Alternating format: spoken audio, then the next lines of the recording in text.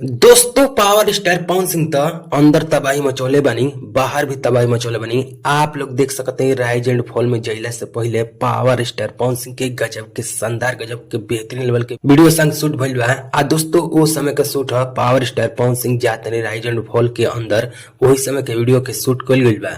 बड़ा शानदार लगता, सोचनी आप सबके बीच में दिखा दी। दोस्तों ऐसे तो ज्योति भैया पावर स्टार पवन सिंह के बारे में आप लोग देखते बनी, बहुत सारा यूट्यूब पर न्यूज बनाता है।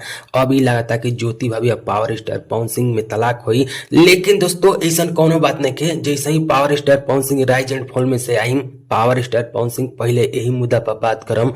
ऐसे तो पावर स्टार पवन सिंह ज्योति सिंह एक साथ ना लौकी जाए सोशल मीडिया पर, लेकिन पावर स्टार पवन सिंह आज भी ज्योति सिंह के बाना, ज्योति सिंह भाभी भी पावर स्टार पवन सिंह के बानी। तो दोस्तों कहीं ना कहीं सोशल मीडिया पर दिखाई ना दे जाए, लेकिन अंदर से उतना ही प्यार बा। आज भी ज्योति भाभी टीम लोग से बात करी ना, तो कहीं ना कहीं पावर स्टार पवन सिंह के वीडियो अच्छा लगल तो वीडियो के लाइक कर दी, शेयर कर दी।